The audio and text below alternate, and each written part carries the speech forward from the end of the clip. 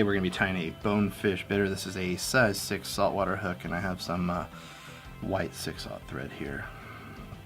I'm going to start by getting the thread on the hook there. What we're going to do next is we're going to introduce some bead chain eyes. These are going to be mounted on the top of the hook with a figure 8 type pattern. These ones happen to be a hot orange color. We're going to kind of progress our way back just about to the bend of the hook there. At that point in time, this is my own little variation on this pattern, but we're going to be adding in some orange Marabou here. A little bit more of a hot spot, if you will, and I'm just going to go just for the tips of this Marabou.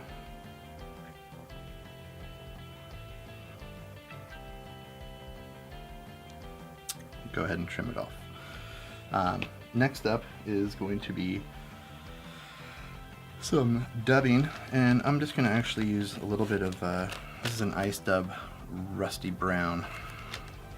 And this is just going to give the bottom and front of this fly kind of this cool little prismatic effect. If there's any insulting Marabou there, that's okay. We'll just throw a few wraps in. And next up for legs, we're going to be using some Senyo Shaggy Dub in tan. And the way I go about working with this is I just pull out a healthy clump and I start just separating out the shorter pieces from the longer pieces. And all I'm going to do is take it, half it around our thread here, and simply just put it in place. Now it's going to have quite a profile going on, which is fine. In my own personal opinion, I think a little bit extra movement doesn't hurt. Looks really leggy. And I'll just go ahead and wrap those in so that they're standing out pretty well. And you know, we can trim them to fit later in the pattern if we'd like to. Next up, this is just some deer hair. You can see I've been working on this patch for a while.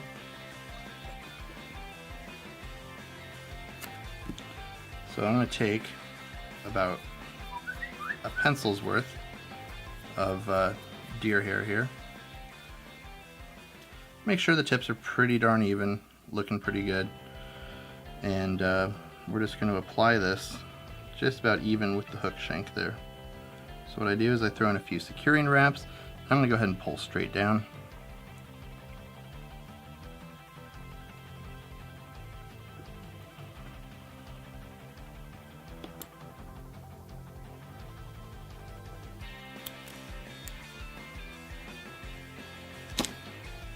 And we bring our thread forward. At this point, I'm going to go ahead and whip finish, change up this pattern a little bit. What we're going to be using in lieu of the traditional glittery epoxy type material actually is going to be some of our UV pigment. This happens to be mixed in with a thick. This is our pumpkin orange. It is a great salt color as well. So I'm actually going to bring it into that deer hair just slightly. And once I get it there, you see it has a nice even look to it. We're going to take our lamp and we're going to cure it for the required 10 to 15 seconds. So as long as you don't overboard your pigments and your resin, it's going to be working out just perfect for you. It's going to create a durable, glossy finish with minimal tack. So when we come back underneath here, what we're going to do is we're actually going to apply just a little bit more of our resin system here.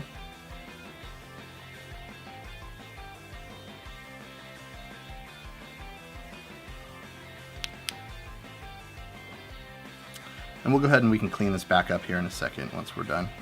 So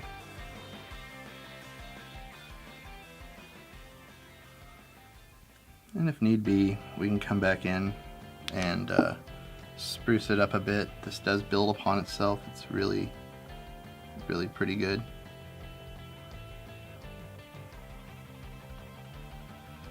And I'm just using those orange eyes to kind of help it blend in as best as possible. So at this point, we'll come back in and we'll do a little bit of sprucing up.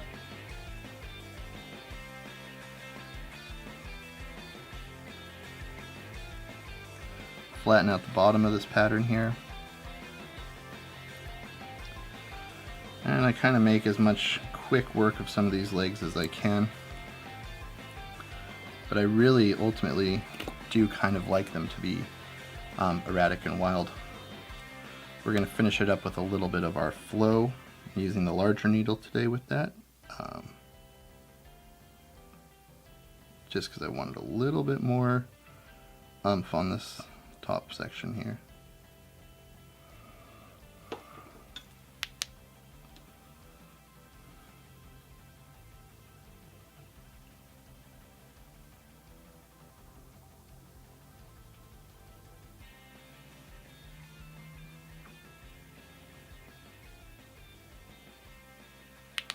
Alrighty, and there you go.